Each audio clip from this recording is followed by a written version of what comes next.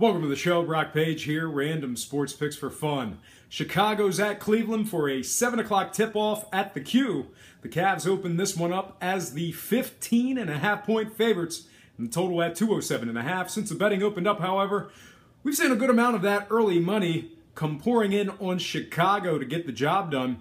We've also seen a good amount of that early money come pouring in on the over as well. Right now, Cleveland's laying just 14.5 against the spread, with the total moving upward to 208.5. Cleveland's laying 2,000 on the money line. Don't even put that in your parlays unless it's like a six-teamer. And at the moment, just 43% of the actions on Chicago. The Bulls are 1-1 against the spread overall, 0-1 on the road, 1-1 when getting points. They're also 0-1 against the number in their lone game at the current spread, 0-1 covering as the official road underdog.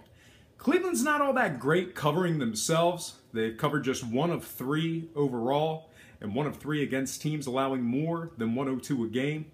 Cleveland against the spread is also a winless 0-2 at the Quicken Loans Arena, 0-2 laying the points, and 0-2 as the official home favorite. I've got zero interest in picking sides here. Let's go ahead and take a look at the total.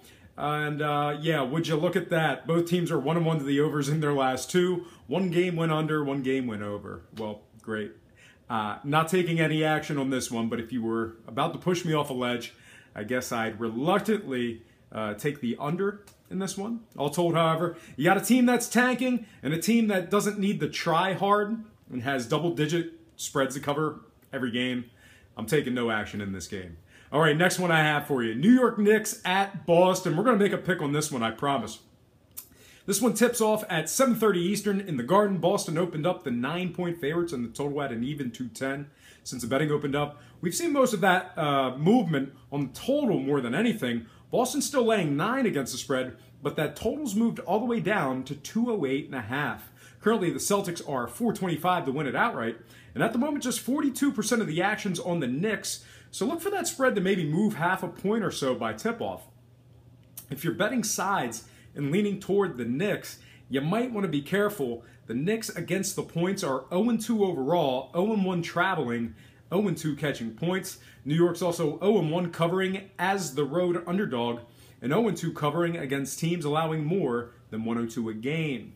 They're going up against a Boston team who's 2-1 against the spread overall and 2-0 covering after a day of rest. My only concern for Boston bettors in this one is the fact that Boston's 2 covers came while they were catching points, not laying them. All said and done, however, though, if you like Boston to cover here, I can't fault you. Now, total-wise, I've got Boston at 1-2 to the unders and averaging just 100 points of scoring per contest. Meanwhile, on the other side, New York games are 1-1 to the unders themselves. They're averaging just 95 points of scoring on the offensive side of the ball as well. Don't need a slide rule to figure this one out. I'm going to have to agree with the betting public when it comes to the scoring. All told, I'm going to lay the hefty price for Boston to win outright with the under 208.5.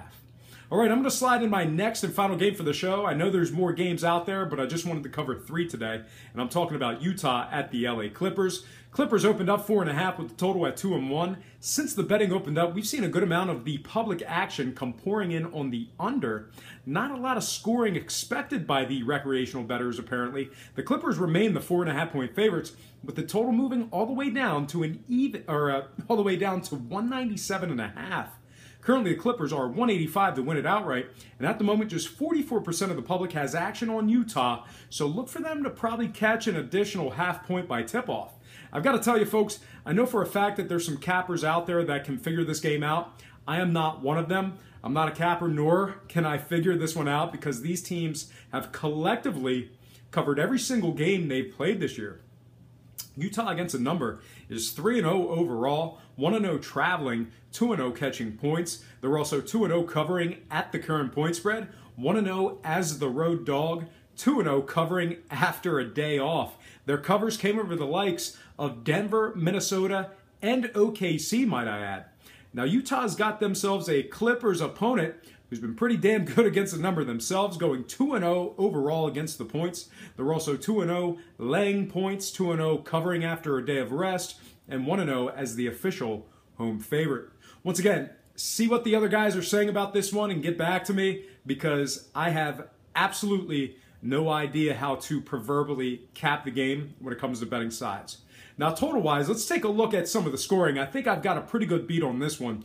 Utah games are 0-3 to the overs on the year. They're scoring just 99 points per game, despite being 2-1 straight up. Must be due to the fact that they're holding their opponents to just 94 points of scoring per game. Now, on the other side, same song and dance as this Clipper team is 0-2 to the overs themselves. They're holding their opponents to just 90 points per game. Stingy defense, or maybe weak opponents, but all told, I got nothing for you on a winner, but I am going to roll the dice, go against the trends, and actually go against the betting public on the total, because LA's averaging 119 points per game on offense. I'm going to be a sucker here and take the over 197.5 in this one. All right, folks, that is going to do it for me. Before I get out of here, you know the routine. I am not a sports betting expert, nor do I implore you to take any of my picks. A wise man once said, good ain't free, and free ain't good. If for some reason you decide to use the free information on this program, you're utilizing it at your own discretion. Most importantly, if you're betting any of these games, do it safe, do it responsibly, and most important, have fun. For Brock Page Productions, I'm Brock Page. Have yourself a positive day.